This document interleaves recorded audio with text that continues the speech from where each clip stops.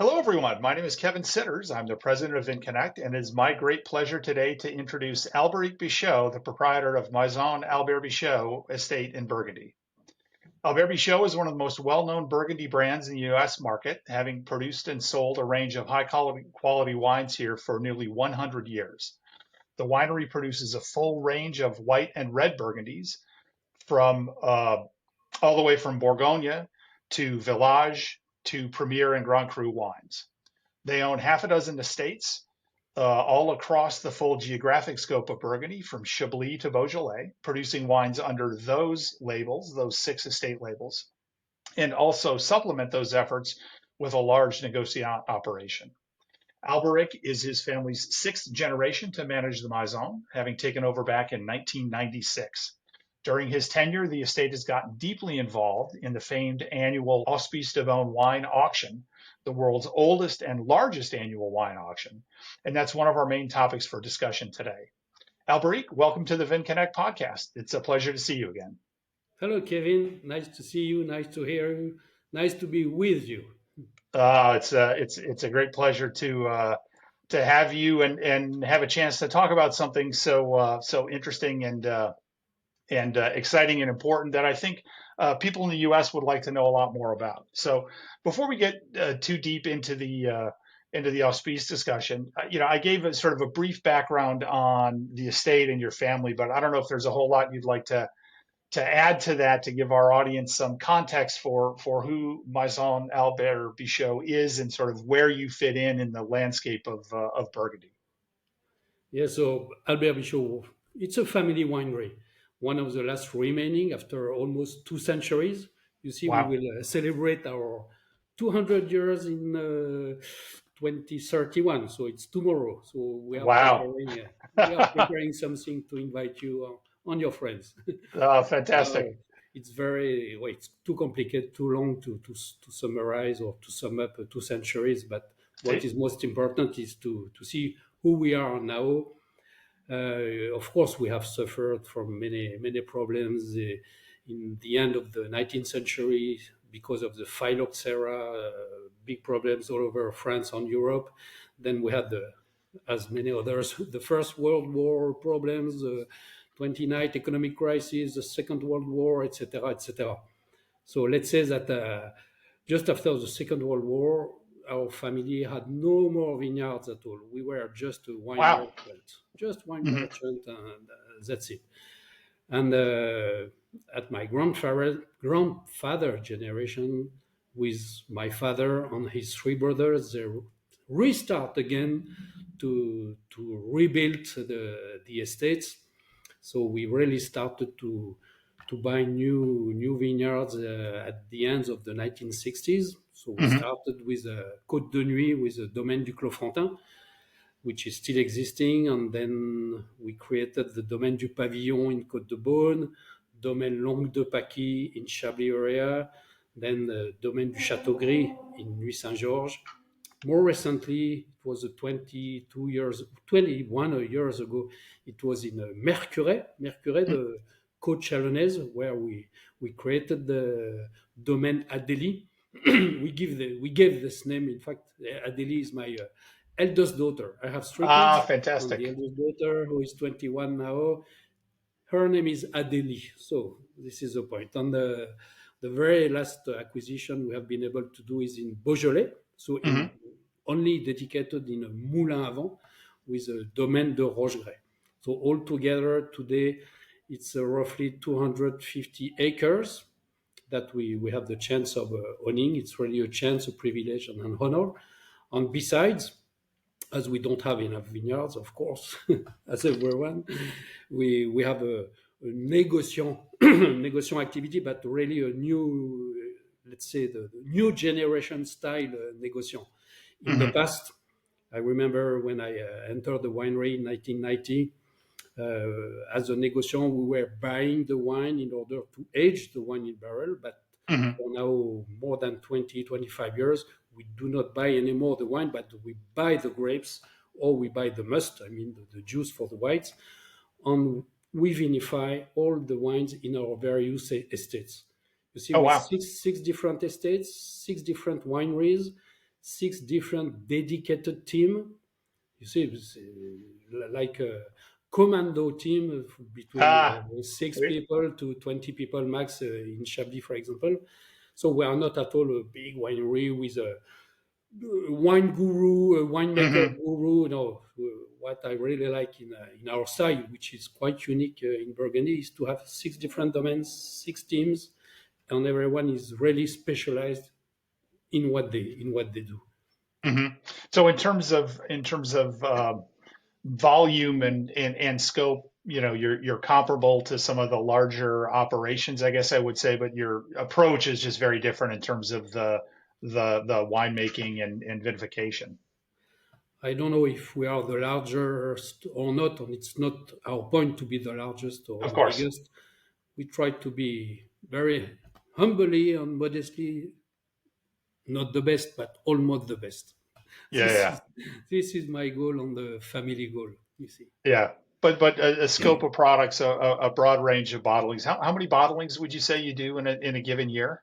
So you see, if roughly we produce 5,000 bottles per hectare, not acre per hectare. So we own 110 hectares. Besides, we buy the equivalent of 400 hectares, Hmm. including just regular Bourgogne red, Bourgogne white, Macon Right. Village, Puy-Vissé. So altogether, it's 500 hectares. If you multiply by 5,000 bottles, it's around 2.5 million bottles. But in terms of labels, in terms of different labels, In terms of different labels, it's more than 90 to 100 different wines. okay. So So, it looks like completely crazy to make 100 different wines, but with six different domains, six different teams, it's not so much. I mean, if you compare to the number of wines which can be produced in Burgundy, mhm, just to give you I don't want to give you too many numbers, but what which has been classified at UNESCO in 2015 at the mhm, you see the humanity patrimonium is les climats de Bourgogne, the climates of mhm, Burgundy. mhm. It means all the different wines in Burgundy. It means 1,240 different wines. So Wow. we make less than 10%. You see, There you go. and you see on Plenty of, the volumes can be very different from the very of top end course. wines to more volume wines. For example, our smallest plot is in Côte de Nuit in the Grand Cru. It's a Richebourg Grand Cru, one of the really Mhm. top end Grand Cru. We produce one barrel a year because we own 0.06 hectares. Oh So my it gosh, means it's like 600 square meters. So a one couple barrel. of rows. So one barrel means 300 bottles. Yeah, yeah, yeah. That's So this awesome. is the smallest one. Fantastic. So that's very helpful context. And so if people aren't familiar with the domain, it would sort of be in the category with people like Jadot and maybe Drouin and Bouchard and some of the larger operations in terms of range and scope of products and reputation for quality as well, I would say.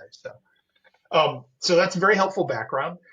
Maybe if we transition into, I think that many folks, wine fans and collectors in the U.S., maybe have heard of the Hospices de Beaune, but I don't think folks over here have really as much familiar with it as they ought to, which is obviously one of the reasons why we're having this conversation today.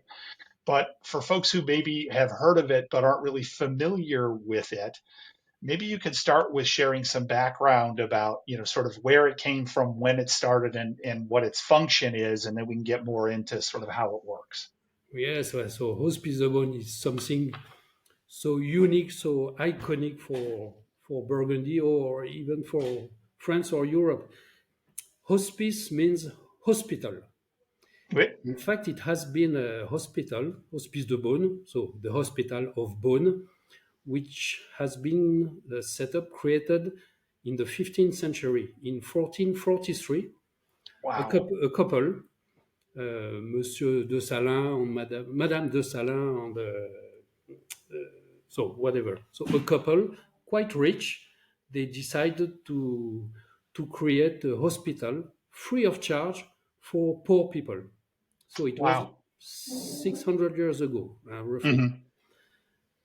It was really a charity, full charity. And centuries after centuries, decades after decades, some generous donators offered some peasant land of lands, some forest, some cattle, some money, some you see many things, and some of Hmm. them, 200, well, a little bit more than 200 years ago, some of them tried to started to give, to offer, to donate some vineyards. And so within 2 centuries, now the wine estate, the domain of Hospices de Beaune, it's 60 hectares, so roughly 150 acres, mainly with great appellations like Beaune, Pommard, Corton, Corton Charlemagne, Échezeaux Grand Cru, Mazy Chambertin. So something completely incredible. And what Wait, is, so yes, I just want to interrupt and clarify for a minute. So people have donated vineyard land to the hospice, to the hospital, yes, and and so the hospital actually owns the land, and the wines are essentially coming from the land that is owned by the hospital. exactly, exactly, mate. What is so surprising and so unique? Can you imagine an hospital making wines? So it really means, I think, and I'm sure, wine can be good for health, for sure. Yeah. If you drink regularly, but not too much, of course. But of course, the the main goal of a hospital is not to sell wine, to have commercial, to have you see bottling, etc., storage facilities, etc. So around exactly 167 or 168 years ago, they decided to sell their wines within an auction, a public auction, in Hmm. bulk. So for now, almost 180 years, every third Sunday of November, they sell by auction their production of the year. So it means we pick the grapes, they pick the grapes mid of September, roughly, and 2 months later, they sell everything in an auction. So it means buyers like us, we buy barrels, and then we have to keep the barrel to age the wine in the barrel during 14, 16, 20 months, whatever. And this is the job. This is the game, and Well, all well, so 100% of the money we spend goes to the hospital. Beaune is a small city. You see 22,000 inhabitants plus a mhm, small village around. Let's say it's maybe 40,000 people. With this kind of small area, normally an hospital cannot survive. right, We should go to the Dijon hospital or Lyon yeah, hospital, 100 kilometers. But thanks to this fabulous estate and this fabulous auction, our hospital in Beaune is still alive and still saving life, for yeah. sure, for sure. That's fascinating. My children were born in this hospital. So, just for the little story, the former Hospice de Beaune, now it's a museum, really Mm, downtown Beaune, the yeah, Hôtel Dieu, you see, the hostel of God. And at my generation, it was the real hospital before we mhm. had the new modern hospital. So I can say I was born at the Hospice de Beaune. There were a kind of nursery.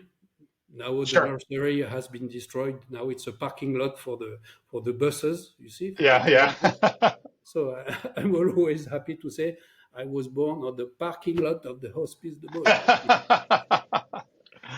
That's awesome. That's it. Well, what I think is again, I just wanted to clarify for people so people have their sort of mind wrapped around it. So what's different with this auction compared to wine auctions people might have experienced in the U.S. In the U.S., the wine auction is wineries producing bottles or barrels, and and giving them for auction special things that wineries have made and produced themselves or in the process of producing uh, to fund the auction. And what's fundamentally different here is the hospital owns the vines. We'll talk about how they get farmed and fermentation and things like that. But the hospital is essentially auctioning the wines in the barrels shortly after they've been harvested and have sort of started vinification. And so it's a kind of a completely different approach and focus to actually what's being sold than what people might be used to here in the U.S. Exactly. You're right. You're right. And to, you see, to give you an idea of the volume, roughly in a normal year, it's around 700 to 800 barrels of In 300 bottles equivalent, Yep. which are for sale. And Okay. in the past years, with the recognition more and more of the quality of the Hospice de Beaune, of the winemaker, the lady who is making the wine is really tip top for now, more than, well, it will be 10 years today. Oh wow. They are doing super top quality wine. They have moved the last year to organic farming, etc., etc. So it's Yep. really a high level, high precision viticulture, and we really really like this. And in terms of our involvement at Albert Bichot, it's something we are really focused on, Yeah. Well, because let's come back to that because I want to yes, stop and talk for a minute about the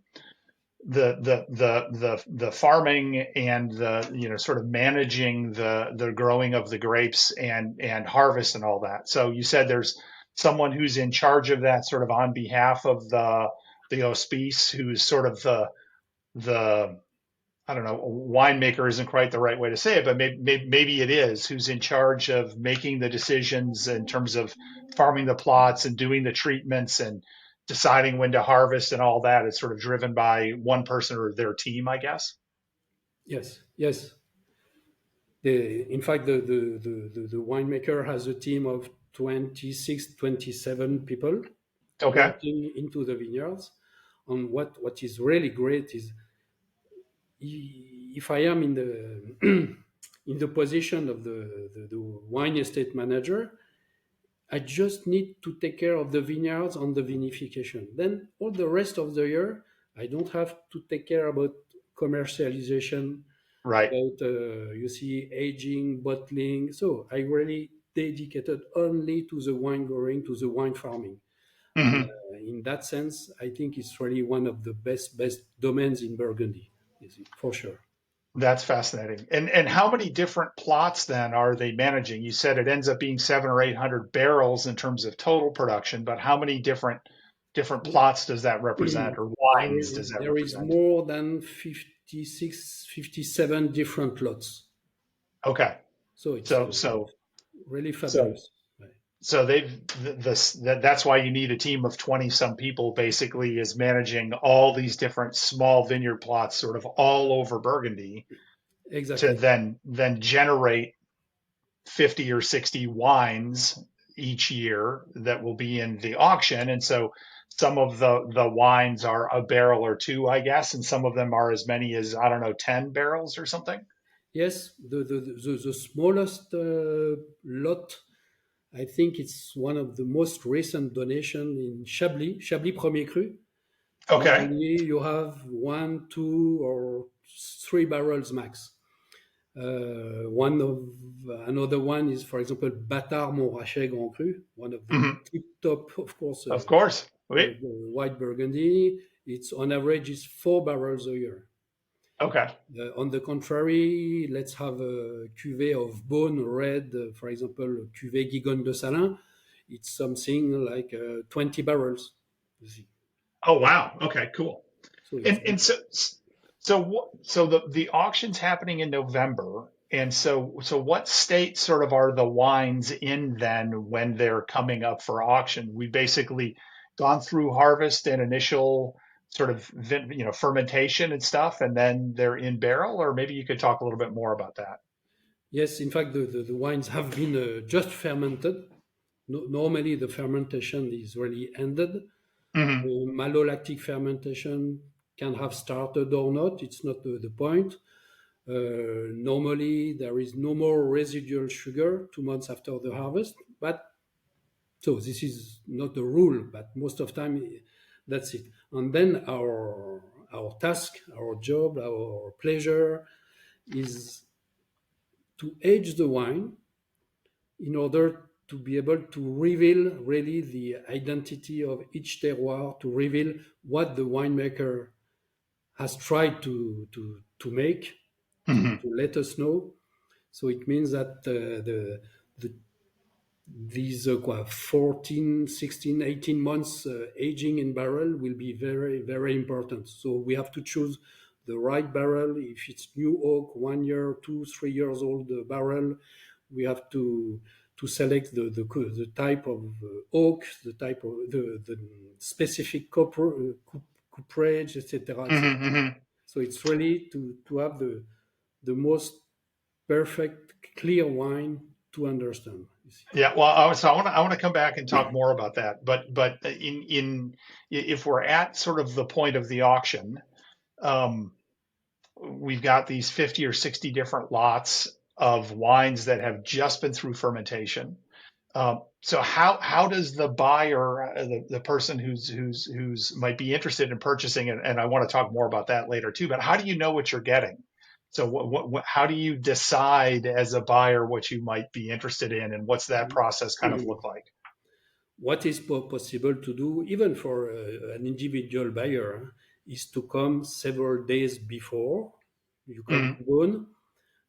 You call me, and I can get you some specific tickets entry to go to the winery to taste the barrels you want to taste. You can taste the full range of the full production, or just if you want a Pommard, for example, you can taste all the cuvée of Pommard, and you can make your own opinion. But very honestly speaking, after just 2 months after the harvest, to taste the wine so young, to be able to imagine what it will be before bottling or in 2 years, 3, 4 years time, it's really a very hard task. Yeah, And not many people have that skill, I would think. yes, and what we try to explain and to recommend to our friends, to our wine lovers, okay, come, my friend, let's go together. We go and taste together. You will make your own opinion, but I will tell you my own opinion compared to what I have harvested also in my domain, Sure.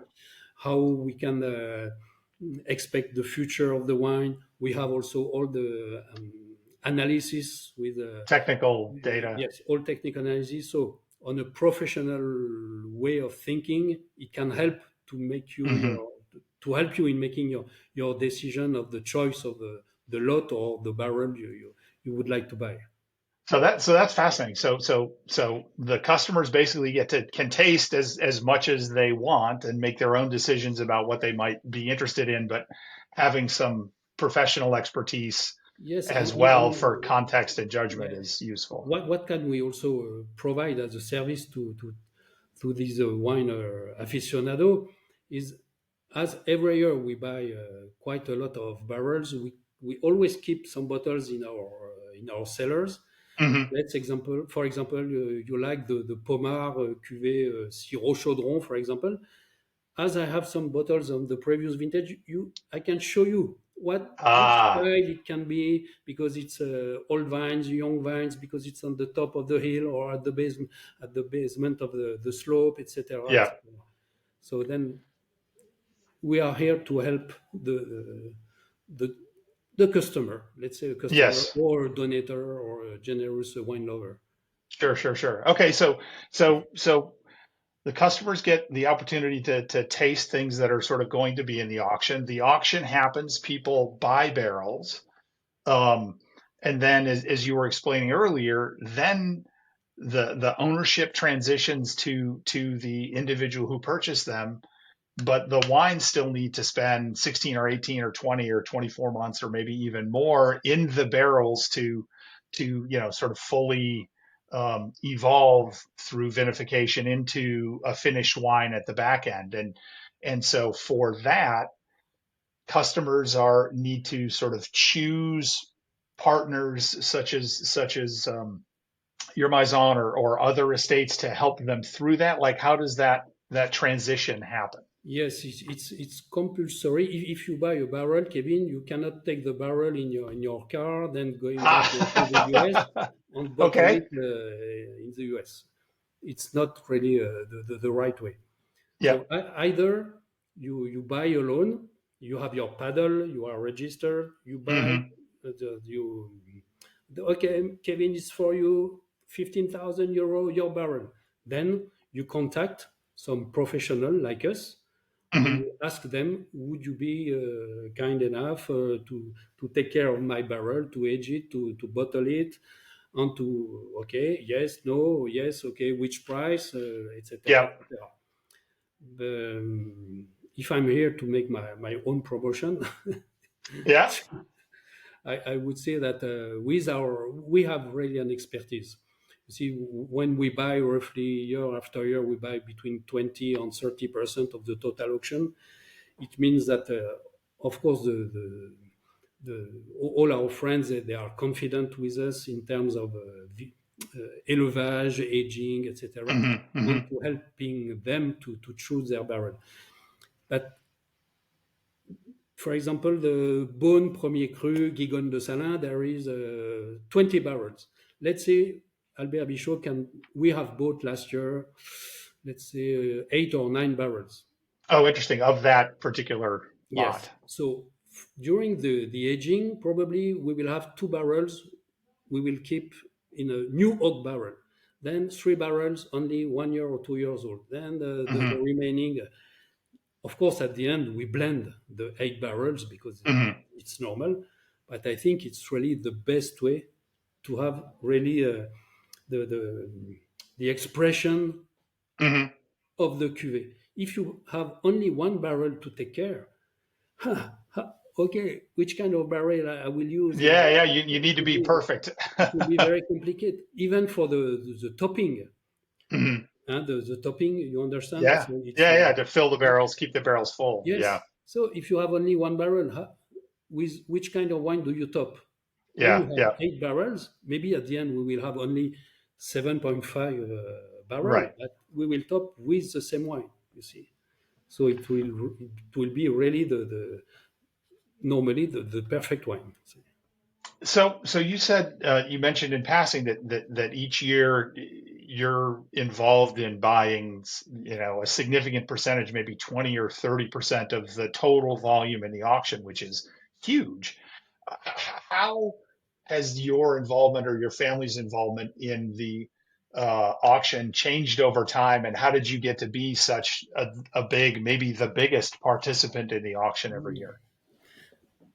Our final goal is not to be number one, even if we are for now 20 or 25 years. No, it's really a personal and a family decision to just to help the hospital. We are, Hmm. frankly speaking, we are so lucky to have to have been born to be born in Burgundy. We are so lucky to have the chance of owning these great vineyards, to have the super Pinot Noir, super Chardonnay. I want to be humble. So it's difficult to say I want to be humble, but no, it's just a decision. We are happy with our life. We're happy with the vineyards. We're happy with Burgundy. If we can give a little bit back to something we are really believing, in which we are believing, Yeah. the hospital is something which makes sense. Yeah. Yeah. Yeah. So all along the year, with all our team, our commercial team, our enologists, all people we can meet around the world in France or anywhere in the world, we try to talk about the hospital, about the Hospice de Beaune, and Yeah. making the promotion every year, every year. Yeah. Yeah. If So people like us don't do that, who will do it? You see, yeah. I really feel it's our deep duty. to do that. Mhm. Mhm. So, so, so are both buying wines on behalf of the Maison to make your own bottlings and sell those commercially, but you're also sort of working in partnership or representing individuals or groups or other parties who are, you know, working with you and leveraging your expertise to buy lots for themselves that you will then raise and bottle, but then will be owned by those folks. Is that the right way to say it? Yes, yes. Uh, you see, Kevin, if you want to buy a barrel, you can do it alone. Yeah. If you are ten people like you will be 10 people alone. Okay, Competing with beating. each other. Yeah. So what I propose, you, okay, join me, your friends, join me. Then at the end, I will have the capacity of buying 10 barrels at once. So the competition will be smoother. Oh, interesting. But so So, you see, my position is very paradoxal because we are here to raise the maximum amount of money for the hospital. of course, But in the same time, I want our friends, customers to make the best possible deal of course. because I want you to come back next year. You Yeah. see, I want you to be happy. So at the end, it's not so paradoxal or controversial. It's Yeah. good for all of us, I think. So who are the kinds of people that are bidding, and in whether it's in coordination with you or in coordination with sort of other parties? Is it individuals, groups, business people, collectors? Oh, Where are they from? I mean, it's probably some of everything, but I'm just curious what the profiles look like. first of all, it comes from all over the world. You see, Wow. Hmm. thanks to our commercial network, our importers, distributors all over the world in more than 90, 100 countries, we have some demands. So it can be, as you said, from collectors, individual people, some people who want to celebrate an anniversary, a birth, Mm. any kind of things. We still have some professionals like grand restaurant, great restaurant, great hotels, Mm. even for companies Yep. who wants to celebrate something specific. So that's it. So it comes from, of course, from United States, Canada, a lot also from Hong Kong, Singapore, China, even from France, UK, so all over the world. And what is very, it's a detail, but it's important. At the end, all of us, I mean, all the buyers, we will have the same label. It's an official registered Hospice de Beaune label. The Right. only difference is this wine has been bought by, well, okay, Kevin or Albert Bichot and bottled by Sure. Albert Bichot, etc. And there is a specific place on the label. It's written acquired by, Hmm. so I don't know, Meta, by BMW, by Kevin, Yep. by John Smith for the anniversary of his second wife, or you see Yep. anything. You see. So it's a standardized label, but you can customize part of it to reflect who the buyers are. So that's why it would be relevant for like an anniversary or a commemorative thing, because you actually have at least a spot there on the label to Exactly. have your name or your affiliation or what have you. That's it. And it makes this bottle unique, really Right. unique. And this is why you most of the time you never see Hospice de Beaune wines in auctions because Mm-hmm. when you buy it for you with Yeah. your name, why Right. should you resell it? No, it's a part of your life or your history. So you keep Right. it or you drink it. But Right. Yeah. Well, that's what should happen with wine anyway, as opposed to being sold. But that's fascinating. And so do you see the same people every year, or is it a rotating cast of? I mean, I'm sure there's a mix, but I'm just curious as to mm, what the audience looks like or where the demand now is. for the professionals, they are coming regularly. buying Sure. one, two, three barrels. It depends. And when we talk about individual people, they can buy a barrel 1 year, they come back next year, sometimes a third year.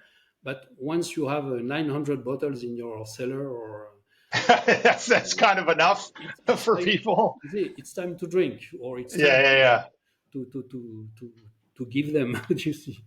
yeah. Now, let's say every year we have 70% of our buyers are regular, but we Oh, need to wow. find always new ones. Yeah. And it's very funny also with it's not only dedicated to rich people. We Mm, have also we offer the possibility of sharing barrel. For example, sure. you Hmm. have four, six friends all together. You want to make your special cuvée, Right. the Kevin team. Okay, Yep. you are six all together. Okay, we gather. You gather the budget, etc. And Right. at the end, we will ship you, okay, six different lots with probably, if you want, six different names of the on the labels, Yep. for example. Yep. So it's So you something could, so instead of 300 bottles for the barrel, everybody gets 50, and that's a much more sort of manageable number. And exactly. And also, before we bottle the wine, we ask you, would you like to have only regular bottles or magnum size, Jeroboam, Matthew. So oh, wow. So you can do we do special. what you want. It's really your barrel. Yeah. Yeah. So if people were interested in learning more or potentially participating, how does someone even know sort of where to go and how to start? Do you need to sort of be qualified or registered, or what does that all look like? Sometimes it can be complicated, but very objectively, I recommend them just to send Albert Bichot a message. Okay, Yep. I'm interested. How can Albert Bichot help me? And we will have some file. Everything is ready. We can explain, and we also propose to the people, if they can, to come during the auction, to come during the weekend. We'll have 3 days of festivity, of sharing our passion, sharing our happiness, tasting so many different wines, having a big fun, and Yeah. Yeah. being on the Sunday afternoon all together at the auction. Because during an auction is an auction. Yeah.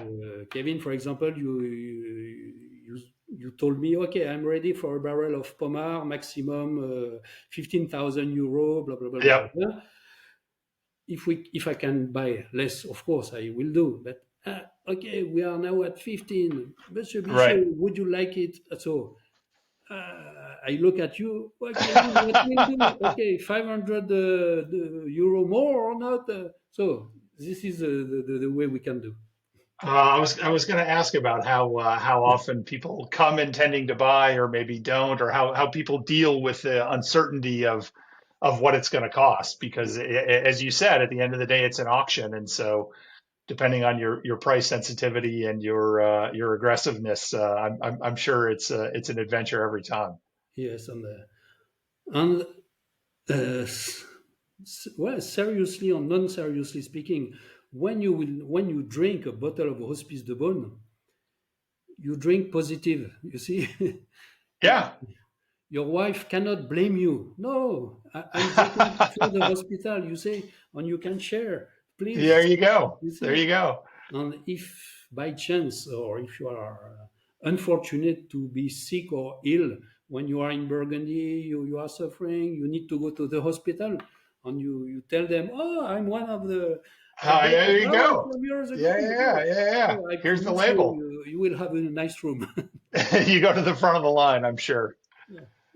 No, that it's awesome, and one of the reasons why I wanted to do this is because I think it's such an amazing program that you do there every year, that the hospital does, and your involvement really as being a leader, if not the leader of that whole thing, is really impressive. And so much of the enjoyment that I think people get out of wine, through working with or buying from VinConnect and our winery partners, is the relationship that they have with the estate or the proprietor, or the fact that they've got some kind of relationship there makes it more than just the money they spent for the juice that's in the bottle. There's sort of meaning Yes, behind every time they open one, and having the Hospice experience takes that even to another level. To your point, it's not just drinking a bottle of wine. It's a charity contribution. It's something you were personally involved in. It has your name on the label. It's something you are really invested in, and can feel good about every time you go into your cellar and look at and share with friends and tell the story and those kinds of things. So I think it's a really special and unique experience that I think more Americans should know about and participate in. And I really appreciate your time to share some of the information in the background to hopefully help us spread the word about what this is, and get more folks aware of it and involved in it. oh, it's great, and especially in the next years for the Hospital of Beaune, they have a big project which already started to renovate, to refurbish, to modernize our hospital. They have a program of more than 80 or 90 million Oh, euros. wow. So it's already on the way. Huh? They started Hmm. the works, but they need to buy new scanners. They need to they have also a school for nurses. They have a school Oh, for wow. that. So many things, and also Yeah. every year they give a quite big amount of money for specific associations in Bonn for poor people in the streets, Mm. etc., etc. Hmm. So it's really microorganism. Also, it's something Yeah, very yeah, local, but so important, and it's really in the blood of all the people here in Burgundy. yeah. Well, that's awesome. Well, thanks so much for your time. And any final thoughts or comments you'd like to share about anything we've talked about?